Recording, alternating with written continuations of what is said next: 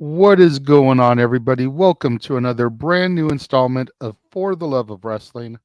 I, of course, am your host, the Renegade of Wrestling, JJ Williams. Happy Thursday. It's good to see everybody here this morning. Good to see everybody filing in. Whew.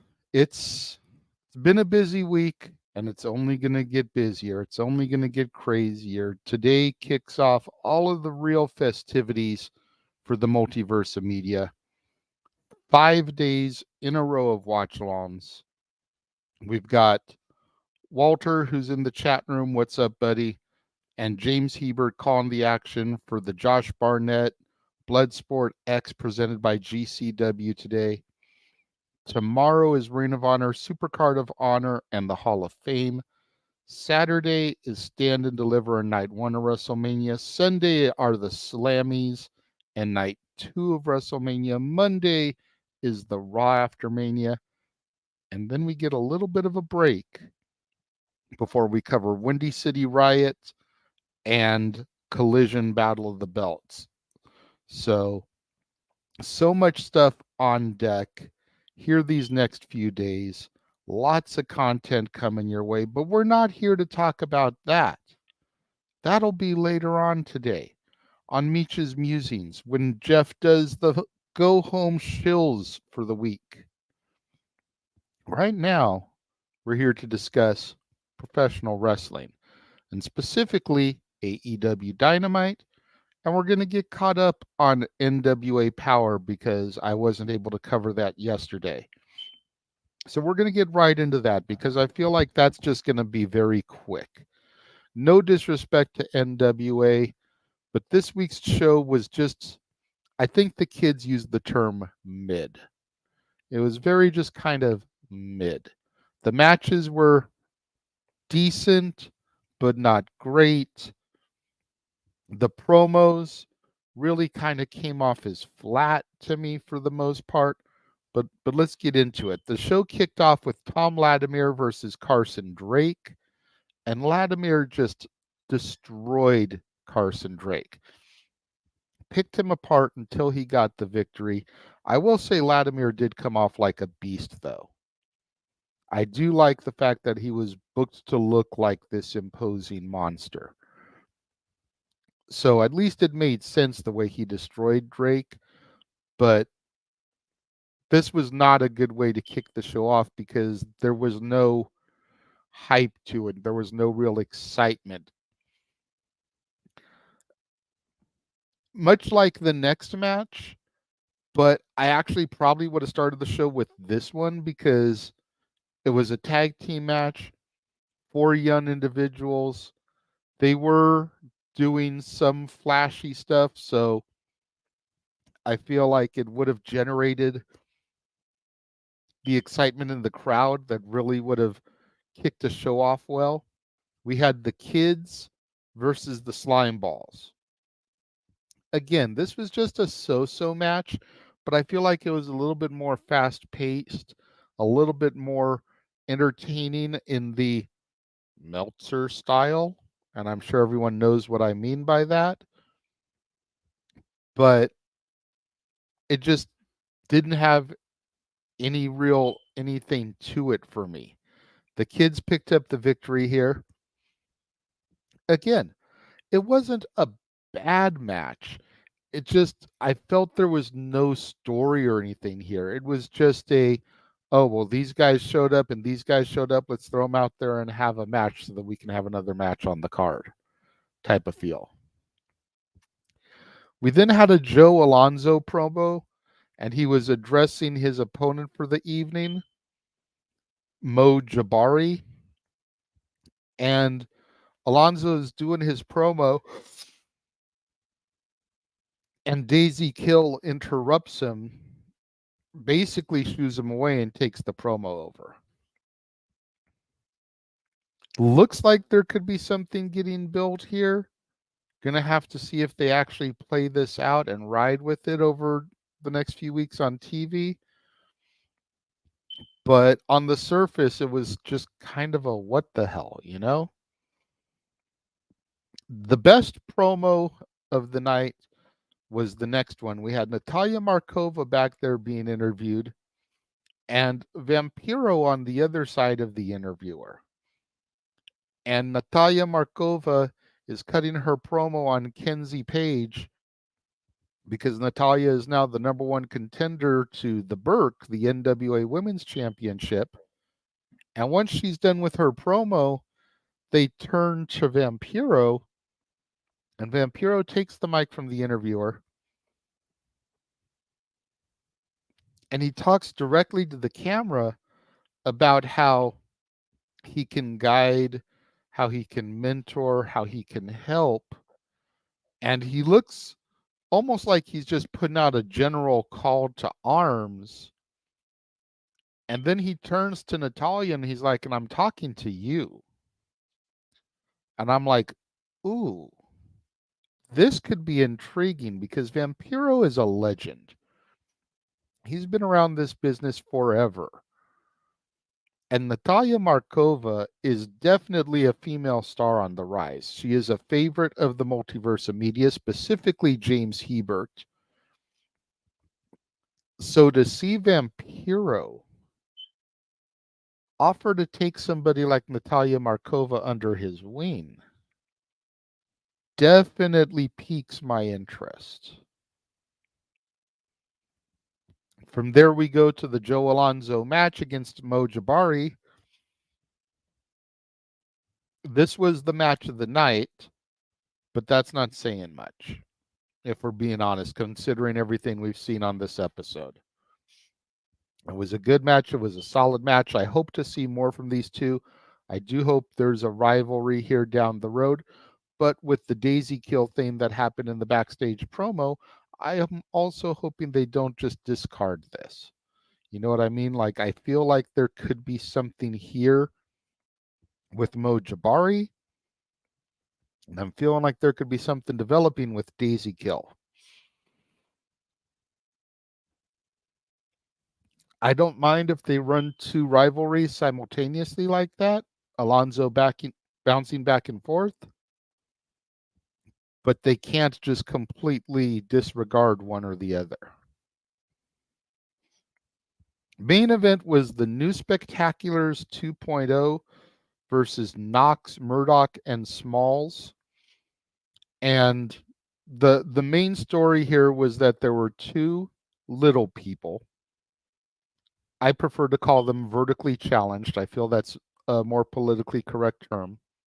But, you know, wrestling has always had midgets, dwarves, little people, whatever you want to call them. But the main thing going on here is we had two vertically challenged individuals teaming up with two regular wrestlers for six-man tag action. And the rivalry was between the two little people. You had Mike Knox and Trevor Murdoch on one side, and then a couple of jabronis that I'm still really kind of learning about on the other side. It was a fun match. Very gimmicky in their use of little people. Knox, Murdoch, and Smalls got the victory, which was very predictable. It should have been a middle of the show match. I would have put, the way I would have done this is I would have done the Kids in the Slime Balls as our curtain jerker. Then I would have done Latimer and Drake. Then I would have done the match with the little people, and then I would have had the main event be Alonso and Jabari. If they had structured the show like that, I think I would have been a little bit more hype about the show. But the structuring, the match quality, everything about the show, with the exception of the Markova Vampiro segment and the Alonso Jabari match, was just below average. Especially if you go back a couple weeks and you look at the match that I went all kinds of crazy about. The women's match, the Tiffany Nieves, and forgive me, I'm forgetting her opponent in that match at this point. That entire show was solid. pretty much this entire show was hot garbage.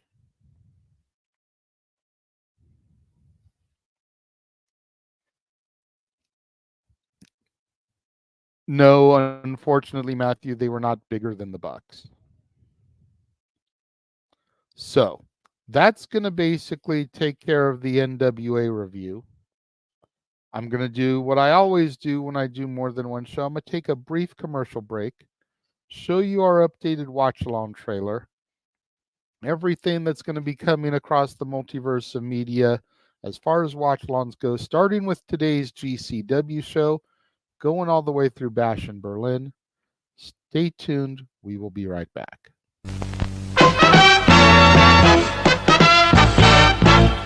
And now, preview time.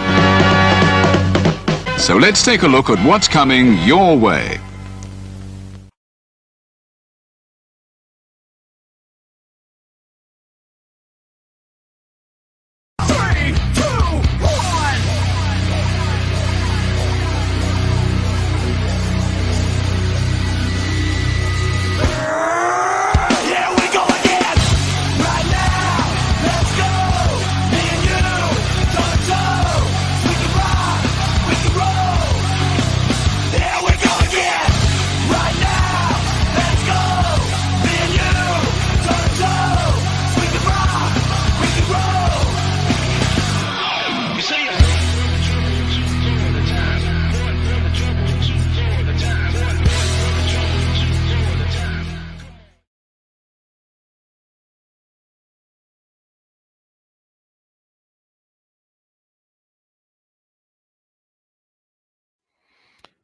We are back, always adding ever more to the calendar of events here across the multiverse of media. Because all of that isn't even everything. No, nay. Damn the WWE. Because this week, as part of the whole kickoff to Mania and everything, they went and announced Clash at the Castle in Glasgow, Scotland, June 15th. And of course, we'll be adding that to our schedule as well. So let us move on here to AEW Dynamite.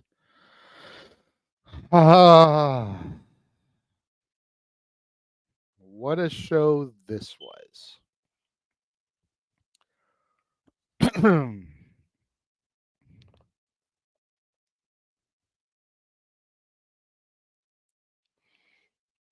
I'm getting to that, Walter. Let me, I got you, bro. So AEW kicks off as Adam Copeland comes out and addresses the crowd. He starts saying that he is going to, that there were a lot of negative comments that came out about AEW this week, which is in reference to an interview that Ariel Helwani did with the Second City Saint himself, CM Punk. And he says that he wants to not really focus on the negative. He wants to turn attention to the positive. He talks about how AEW's locker room is a murderer's row of talent. How AEW has pushed the industry to a better place. And how AEW is where the best wrestle.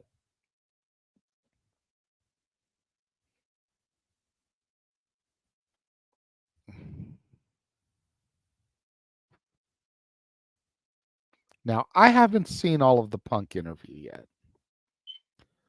I watched probably about a good 30 to 45 minutes of it last night before I went to bed.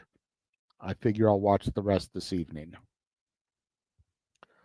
But my question in all of this is, why does Tony Khan consistently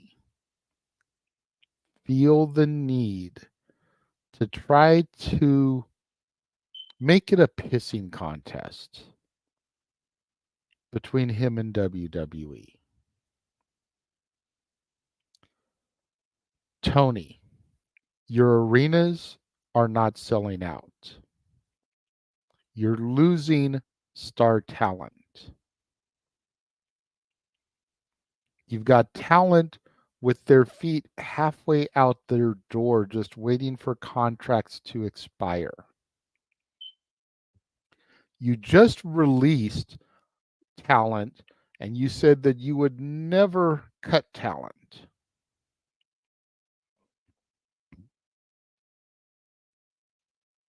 You need to stop. Worry about your company.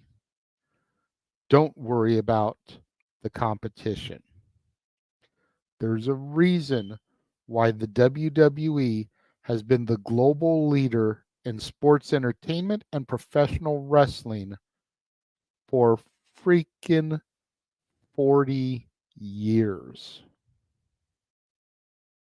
You've been around for 5.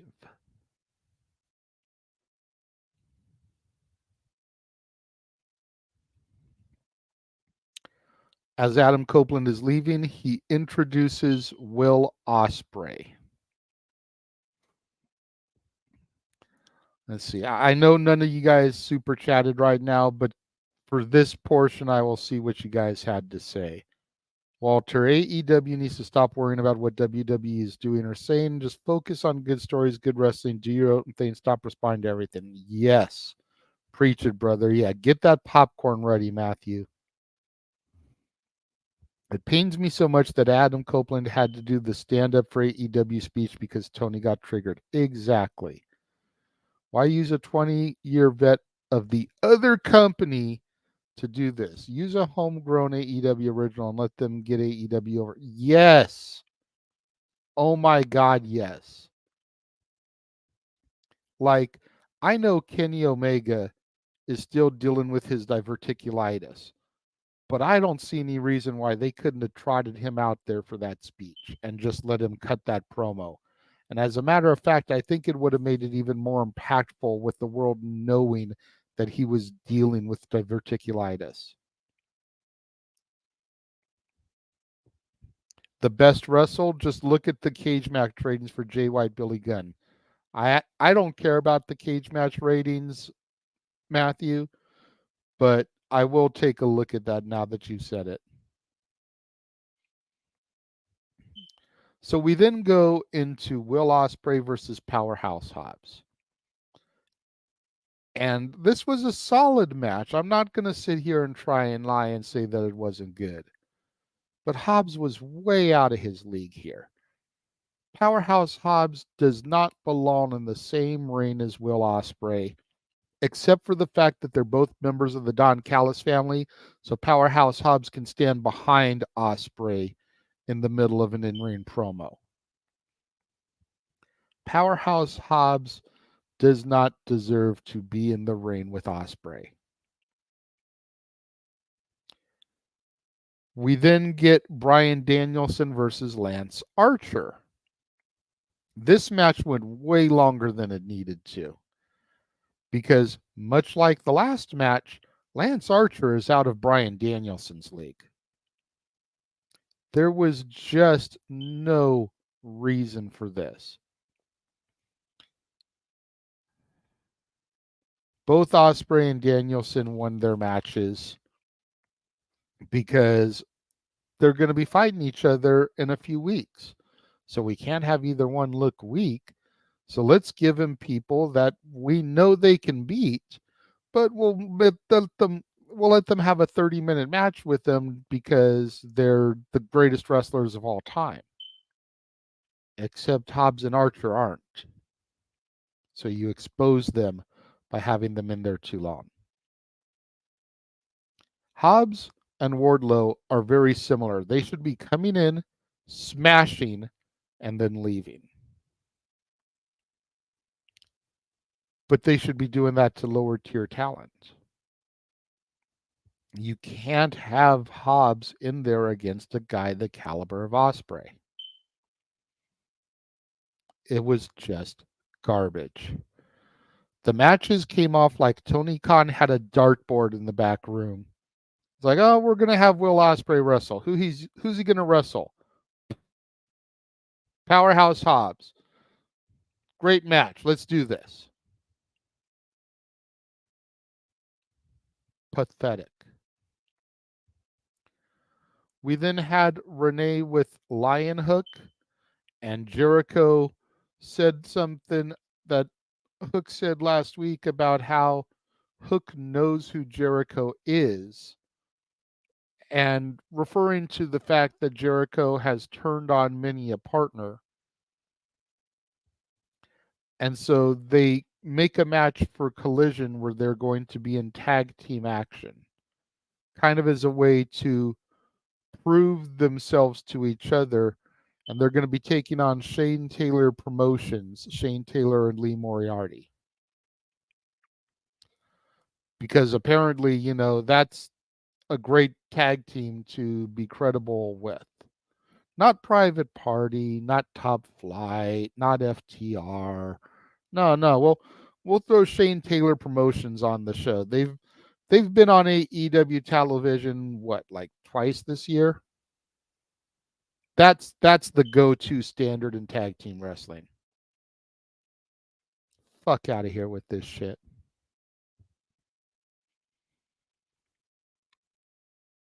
Shane Taylor Promotions cuts a promo in response.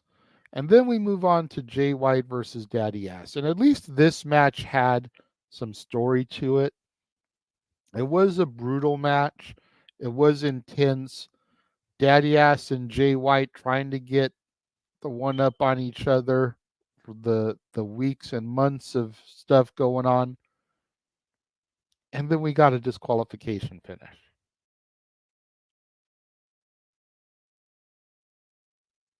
Unless this is going to be resolved at Dynasty, I'm good. I'm good on this angle. I like the Acclaimed.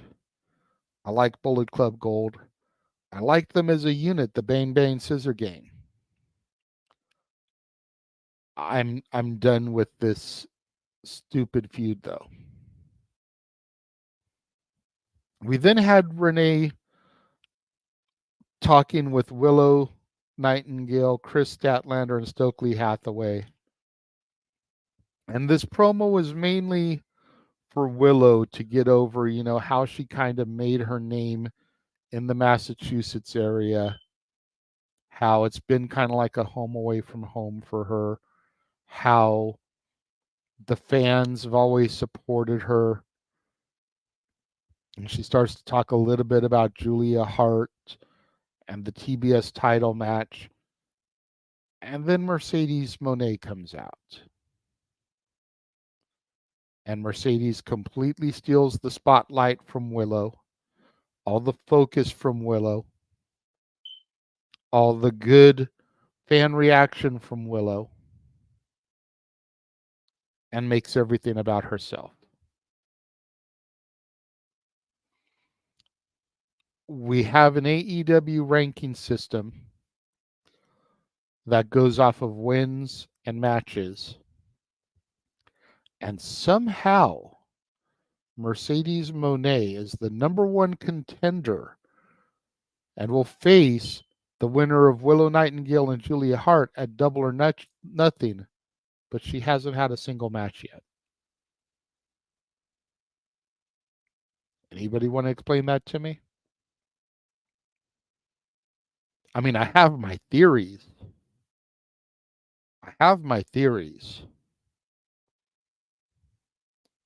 But most of them involve Mercedes Varnado getting bent over backstage and taking it from the Elite and Tony Khan.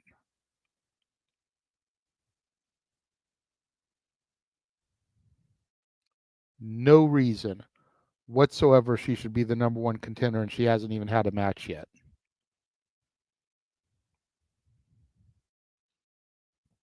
We then get the Massey brothers versus the Best Friends as we do the semifinals for the AEW Tag Team Tournament. Do I really need to go into discussion here? The Massey brothers win. The big thing to come out of this is that post-match Trent Beretta turns heel on the Best Friends. Chuck Taylor, Trent Beretta, and Orange Cassidy all get in the corner. They're about to give the people what they want, and Trent just lays out Orange Cassidy.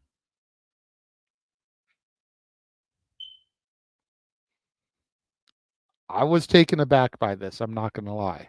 And especially since Sue was down there at ringside, and I believe Sue is Chuck Taylor's mom. It's either Chuck Taylor's mom or Trent's mom.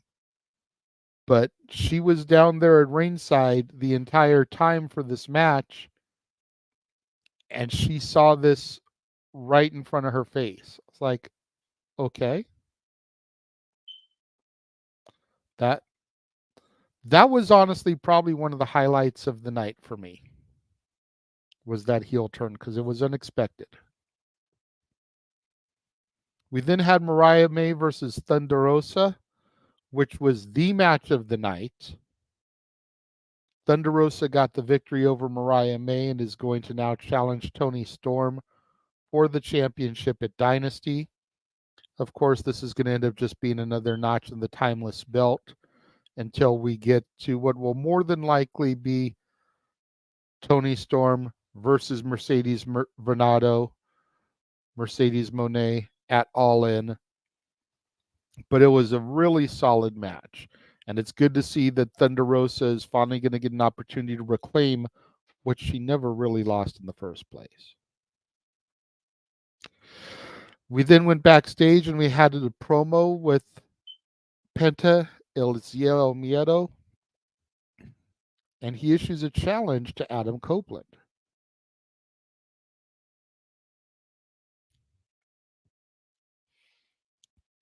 This was good because it's the most English I've ever seen Penta speak, and I'm not saying that to be funny, but I legitimately thought that he didn't really speak great English.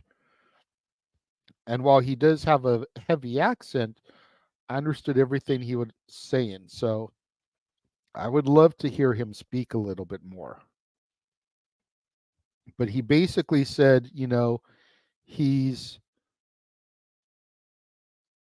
tired of seeing Adam Copeland give these challenges to people that aren't even with AEW, alluding to the fact that Matt Cardona challenged for the TNT title last week.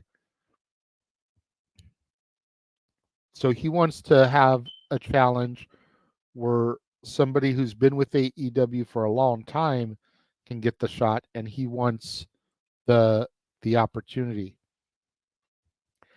I don't know about Jose, the assistant, Matthew. He had Alex Abrahantes with him, the hype man. That guy has been with the Lucha Brothers, Penta and Rey Fenix for as long as I've been watching AEW. So the right guy was there as far as I know. I don't know if Jose was a part of them too for a while, but Alex Abrahantes has been with them for as long as I've been watching AEW. So I'm looking forward to seeing Penta versus Copeland next week on Dynamite. I think this will be a really good match. Main event was the Swerve Strickland Samoa Joe contract signing. Contract signing in the main event. Very WWE. But, Tony Khan hates WWE. But let's do a WWE segment to end up our show.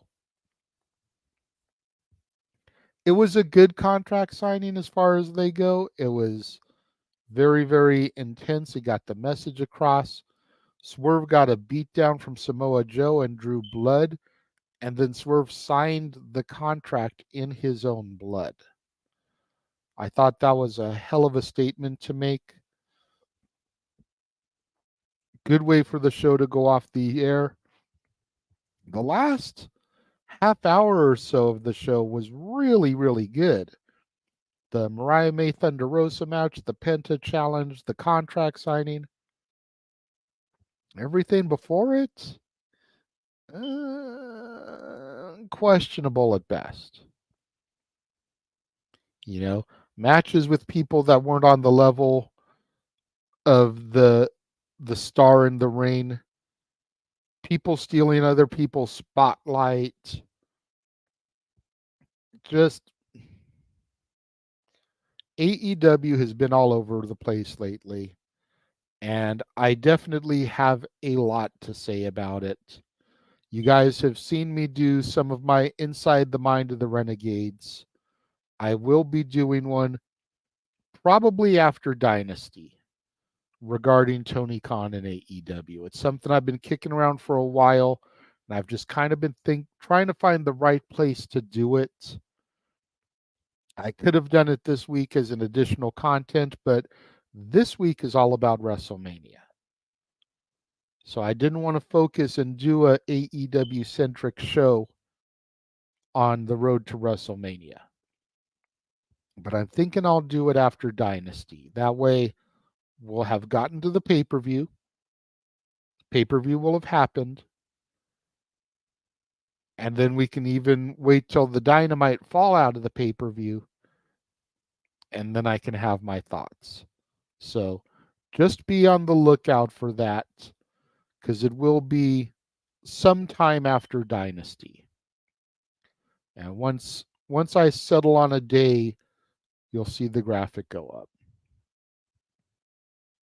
But that is going to just about wrap it up for Dynamite. On a scale of 1 to 10, probably give Dynamite a 4. I thought it was pretty bad this week. I'm not going to lie. And it could just be because I'm on this level for WWE WrestleMania because we're heading to our Super Bowl. And so I'm comparing everything else that I'm seeing to this. And maybe that's why I wasn't that entertained by Power this week. Maybe that's why I wasn't that entertained by Dynamite. We'll just have to see how things keep going. I'm willing to acknowledge the fact that my level of excitement for WrestleMania may be affecting my opinion on the other products. But we'll just have to see. Okay, Walter saying 3.5. Matthew saying it gets a C because of Copeland. So I'm not the only one that thought it was a really flat show. That's good to know. I'm going to take a moment here, run our WrestleMania week trailer. As I've been saying here, a lot of these things are starting to pop up on demand, but take note of the date and the times of things that are coming up starting at 11 a.m. today. And just make notes of everything because there's still a ton of content coming your guys' way. After the trailer, we'll be right back and we'll wrap things up.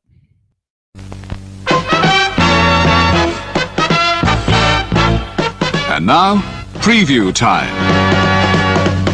So let's take a look at what's coming your way.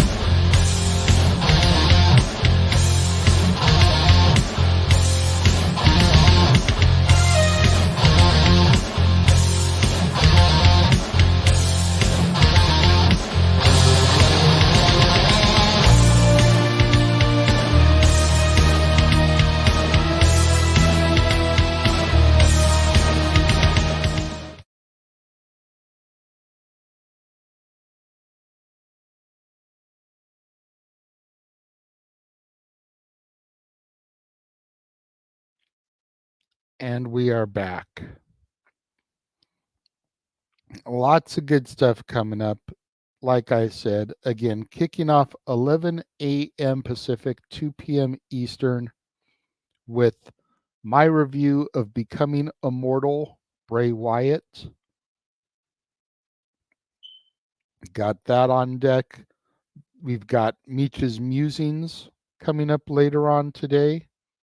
As Walter pointed out in the comments, 5 o'clock Pacific, 8 o'clock Eastern, he and I are going to be doing top 10 Mania matches that should have been the main event. So that's going to be a fun one to discuss. And then, of course, at noon Pacific, 3 p.m. Eastern time, we're going to have our GCW watch long coverage with James and Walter on commentary. So you're definitely going to want to tune in for all of that excitement.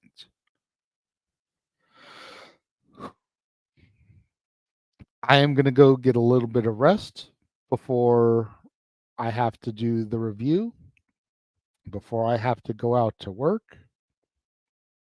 And I will see you guys tomorrow when Jeff and I will be coming together for the Dads Not Always on Wrestling and the top 10 women's championship matches in WrestleMania history. Make sure you guys tune in for that. And until then, I will see you guys next time.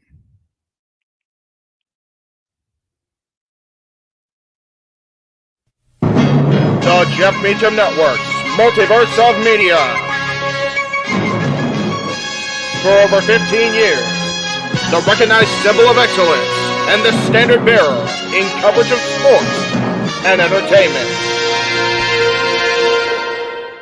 Thank you, JJ. Appreciate you.